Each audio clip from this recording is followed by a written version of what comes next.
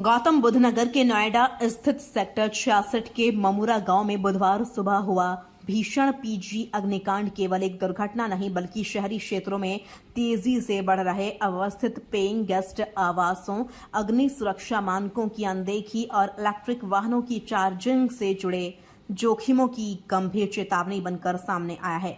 एक electric scooty की battery में हुए विस्फोट ने महज 6 मिनट के भीतर 5 मंजिला इमारत को घने धुएं और आग की चपेट में ले लिया।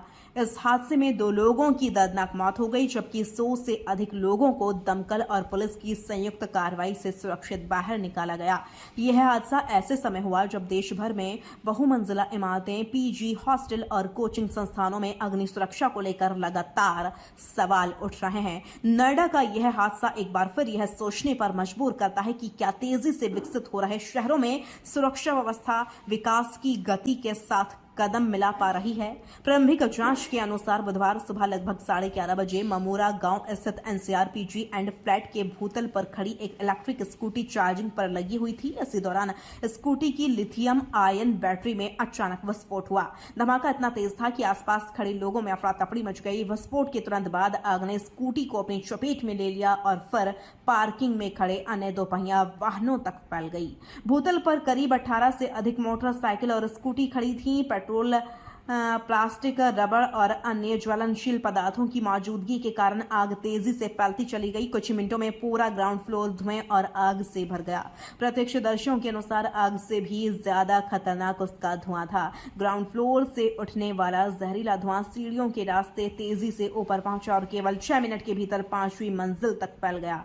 इस भवन में करीब 80 कमरे थे, जिनमें 250 से अधिक लोग रह रहे थे।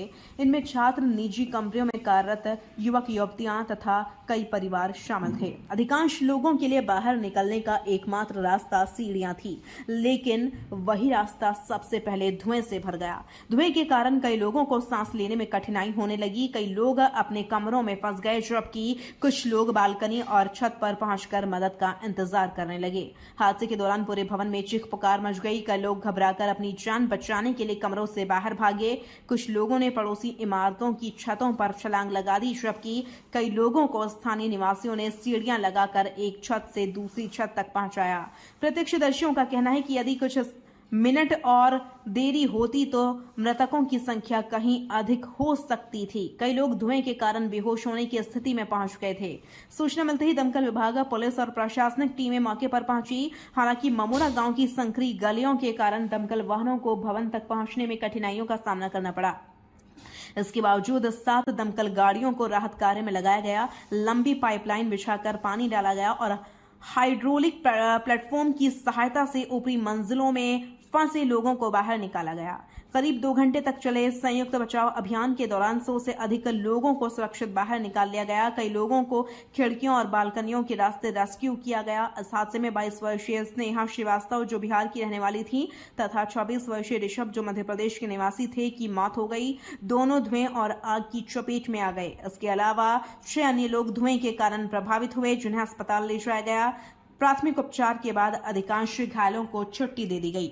अब आपको सुनाते हैं गौतम बुद्ध नगर के ज्वाइंट कमिश्नर राजीव नारायण ने क्या कहा। तो कितने लोगों की मौत हुई है? आज ये मामूरा गांव में सेक्टर 66 पड़ता है, थाना फेज 3 में आग लगने की सूचना प्राप्त हुई।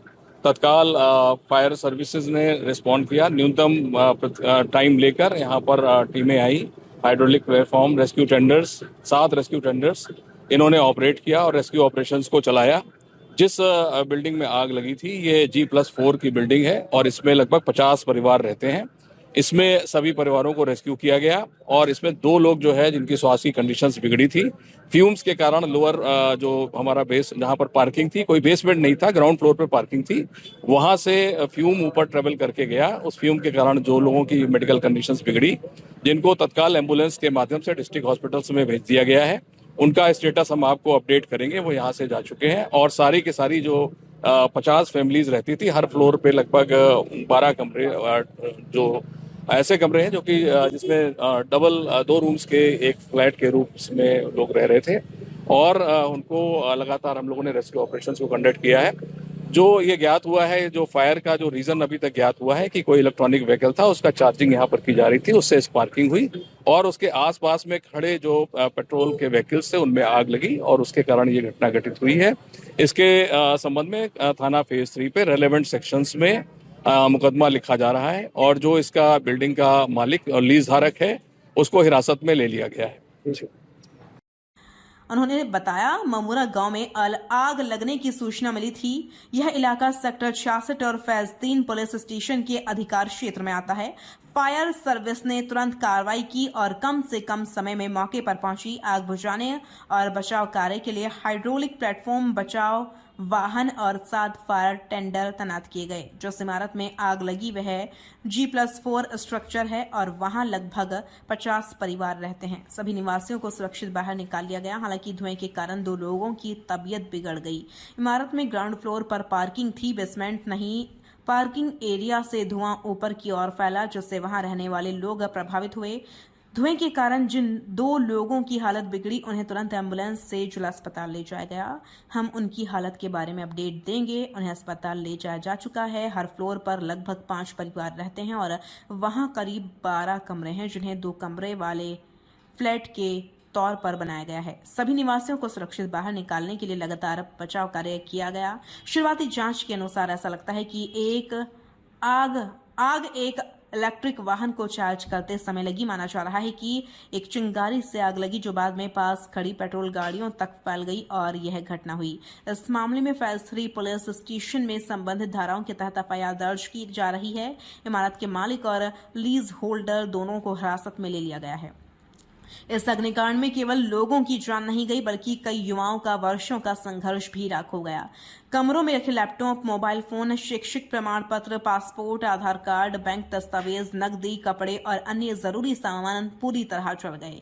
ग्राउंड फ्लोर पर खड़े 18 से अधिक दोपहिया वाहन भी पूरी तरह नष्ट हो गए। नौकरी पेशा युवाओं और छात्रों के सामने अब सामान्य जीवन दोबारा शुरू करने की चुनौती खड़ी हो गई है। प्रारंभिक जांच में सामने आया कि भवन में आग से बचाव के पर्याप्त इंतजाम नहीं थे। पुलिस के अनुसार अग्निशमन सुरक्षा मानकों का पालन किया गया था या नहीं, इसकी विस्तृत जांच की जा रही है। विशेषज्ञों का कहना है कि किसी भी बहुमंजिला भवन में फायर अलार्म, स्मोक डिटेक्टर, अग्निशमन यंत्र, आपातकालीन निकास हाइड्रेंट सिस्टम और नियमित फायर ड्रिल अत्यंत आवश्यक होती हैं। यदि इन व्यवस्थाओं का अभाव हो तो आग से अधिक धुआं लोगों की जान ले लेता है। घटना के बाद पुलिस ने भवन मालिक एवं पीजी संचालक कृष्णा कुमार निवासी दिल्ली को गिरफ्तार कर लिया है। उनके खिलाफ संबंधित धाराओं में मामला दर्ज कर जांच शुरू कर दी गई है। पुलिस यह भी जांच कर रही है कि भवन में रहने वालों की संख्या निर्धारित क्षमता से अधिक तो नहीं थी और क्या इलेक्ट्रिक वाहनों की चार्जिंग के लिए सुरक्षित व्यवस्था उपलब्ध थी। विशेषज्ञ बताते हैं कि लिथियम आयन बैटरियों में यदि चार्जिंग के दौरान तकनीकी खराबी, ओवरहीटिंग, शॉर्ट सर्किट या निम्न गुणवत्ता वाले चार्जर का उपयोग हो तो थर्मल रन अवे की स्थिति उत्पन्न हो सकती है। इस दौरान बैटरी तेजी से गर्म होती है और विस्फोट के साथ आग पकड़ सकती है। इलेक्ट्रिक वाहनों की बढ़ती संख्या को देखते हुए सुरक्षित चार्जिंग इंफ्रास्ट्रक्चर, प्रमाणित चार्जर और अलग चार्जिंग जोन की आवश्यकता लगातार महसूस की जा रही है। बुधवार को ही सेक्टर 63 क्षेत्र के 86 में एक और गंभीर घटना सामने आई। यहां 11,000 kV हाईटेंशन लाइन का तार टूटकर गिर गया, जिससे 5 लोग घायल हो गए और एक स्कूटी में आग लग गई।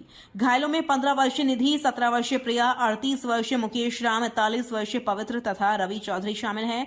इनमें रवि चौधरी की हालत गंभीर बताई जा रही है, जबकि अन्य घायलों का उपचार जारी है। नोएडा का यह अग्निकांड केवल एक स्थानीय दुर्घटना नहीं है, यह पूरे NCR सहित देश के उन हजारों पीजी, हॉस्टल और किराए के बहुमंजिला भवनों के लिए चेतावनी है, जहां बड़ी संख्या में छात्र और नौकरी पेशा युवा रहते हैं। विशेषज्ञों का मानना है कि ऐसे भवनों का नियमित फायर ऑडिट, सुरक्षित विद्युत व्यवस्था, इलेक्ट्रिक वाहनों के लिए अलग चार्जिंग क्षेत्र, पर्याप्त आपातकालीन निकास और समय समय पर सुरक्षा अभ्यास अनिवार्य होना चाहिए। केवल हादसे के बाद कार्रवाई करने के बजाय रोकथाम की दिशा में ठोस कदम उठाना समय की सबसे बड़ी आवश्यकता है। नोएडा के इस दर्दनाक हादसे ने 2 परिवारों से उनके अपने छीन लिए हैं, लेकिन यह पूरे समाज और प्रशासन के सामने एक बड़ा सवाल भी छोड़ गया है। क्या अगला हादसा रोकने के लिए अब व्यवस्था बदलेगी या फिर किसी और त्रासदी का इंतजार किया जाएगा?